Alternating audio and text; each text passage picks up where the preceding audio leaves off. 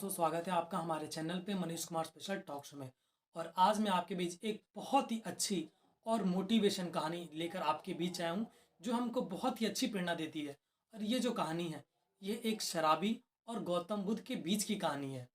तो कहानी कुछ इस प्रकार है कि बहुत समय पहले की बात है। उस वक्त की बात है जब भगवान गौतम बुद्ध गांव-गांव में जाकर लोगों को शिक्षा दिया करते थे और अपने साथियों के साथ लोगों की भलाई के कार्य किया करते थे।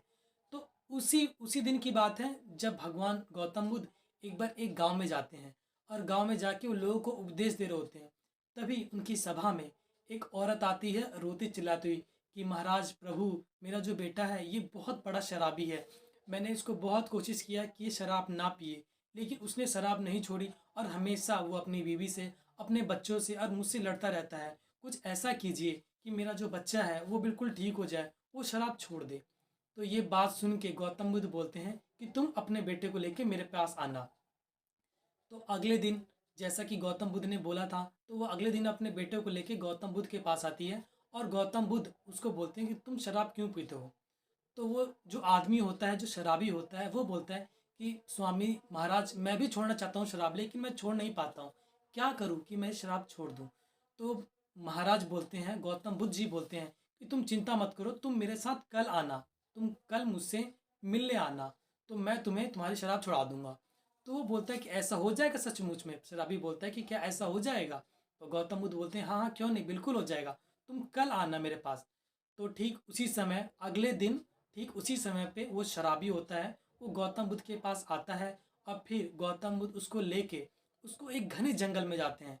जब गौतम बुद्ध उसको घने जंगल में लेके जा रहे होते हैं, तो उस जंगल में वो बहुत ही खतरनाक था और वहाँ से बहुत सारे जानवरों की रोने की, चिल्लाने की, दहाड़ने की आवाज़ आती है। तो जिसको देख के वो बहुत ज़्यादा डर जाता है वो शराबी। तो वो शराबी सोचता है कि कहाँ गौतम बुद्ध मुझको ये शराब छुड़ाने इस जंगल में ले आए हैं।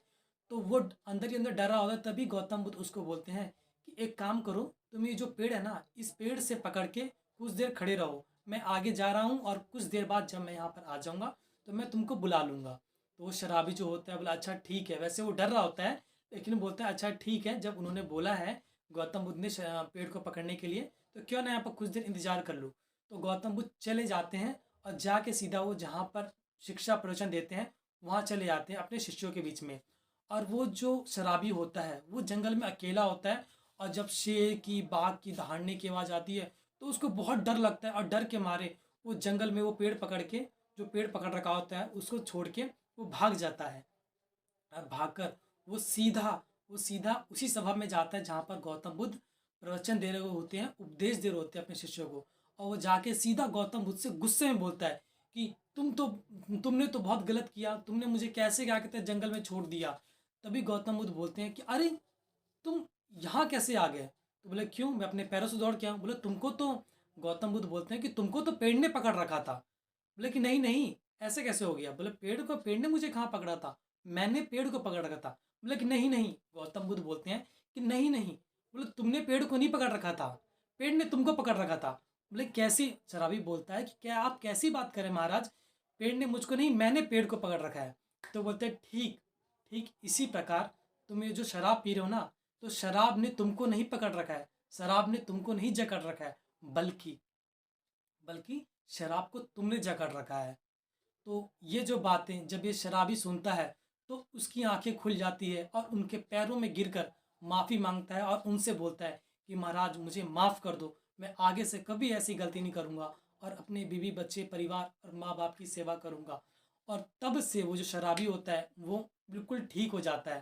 तो ये कहानी, मेरे कहने का उद्देश्य बस यही है कि बहुत बार ऐसी परिस्थितियाँ होती है, ऐसी परिस्थितियाँ होती है जिससे हम बाहर नहीं निकल पाते हैं, तो हम उस परिस्थिति को दोष दे देते हैं।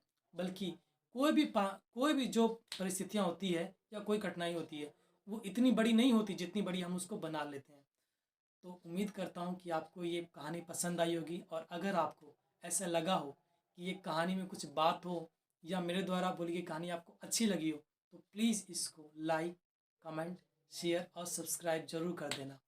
धन्यवाद।